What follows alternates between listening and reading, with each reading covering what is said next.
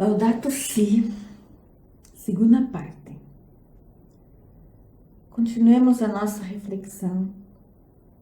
Reflitamos como é viver em aliança, que é comunhão e supõe relações e interdependências. Deus fez aliança com todo ser vivente. Isso nós podemos ler em Gênesis 9, 10 a 20.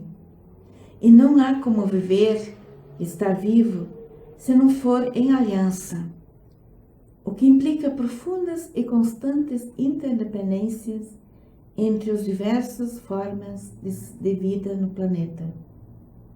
A experiência de ser e estar no mundo se pauta na narração da criação. O que Deus criou é bom, mas o ser humano rompe e destrói o equilíbrio original estabelecido e desejado por Deus.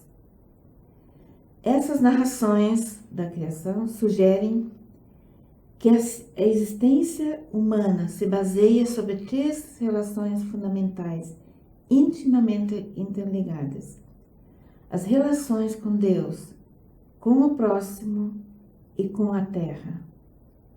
Segundo a Bíblia, essas três relações vitais romperam-se não só exteriormente, mas também dentro de nós. Esta ruptura é o pecado. Assim lemos na encíclica Laudato Si. O pecado é ruptura de relações, destruição dos vínculos em todas as dimensões essenciais para se alcançar a plenitude da vida e permitir vida no planeta. A ruptura das complexas e saudáveis relações no âmbito cristão resulta de uma leitura e interpretação equivocada da Sagrada Escritura. Lemos no documento: nós cristãos algumas vezes interpretamos de forma incorreta as Escrituras. Hoje devemos decididamente rejeitar, de fato, de ser criados à imagem de Deus e do mandato de dominar a terra, se deduza um domínio absoluto sobre as outras criaturas.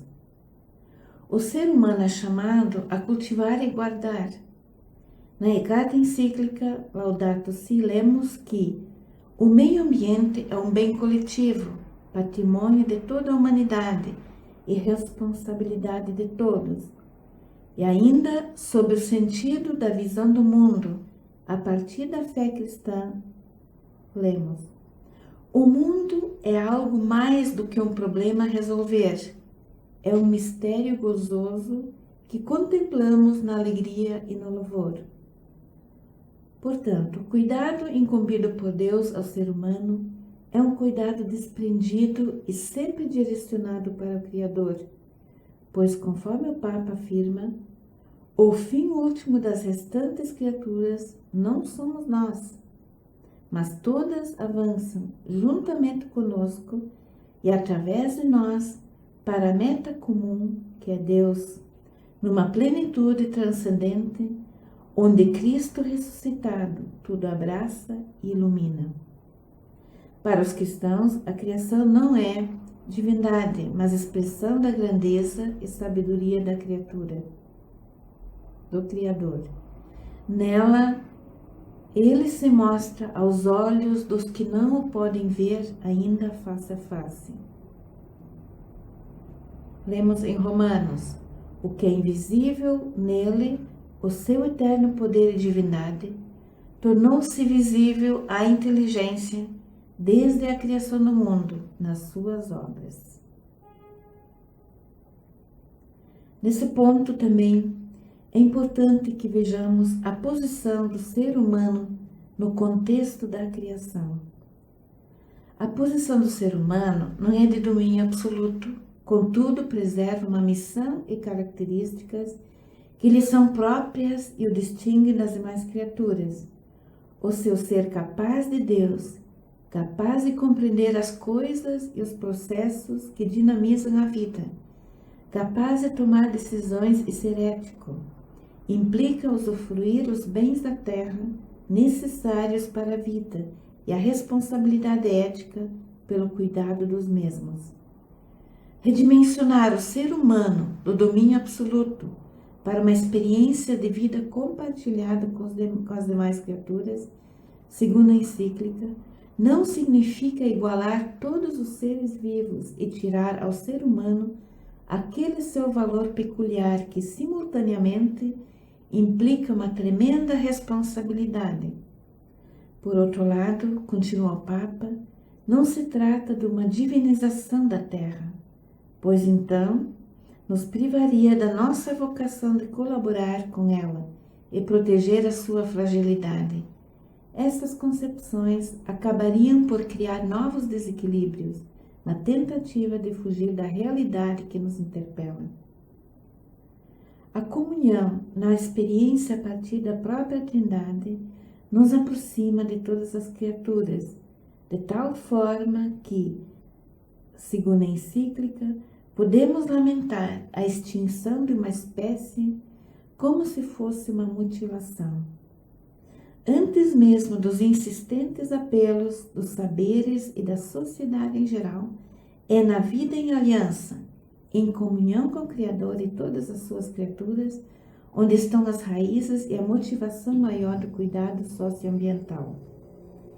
Diz o Papa, nós e todos os seres do universo, sendo criados pelo mesmo Pai, estamos unidos por laços invisíveis e formamos uma espécie de família universal, uma comunhão sublime que nos impele a um respeito sagrado, amoroso e humilde.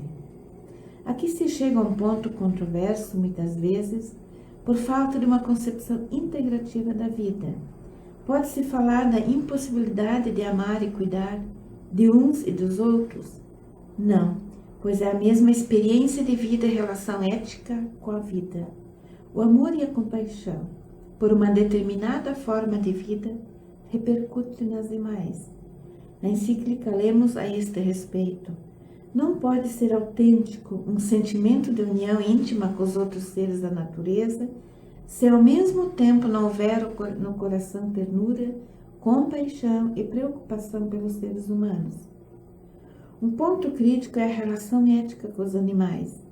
Se de um lado há uma relação conturbada que lhes tira a possibilidade de serem tratados segundo as exigências que lhes são próprias, por outro, muitas vezes estão subjugados aos mandos e desmandos que lhes causam danos e mortes desnecessários. O Papa diz: quando o coração está verdadeiramente aberto a uma comunhão universal, nada e ninguém fica excluído desta fraternidade.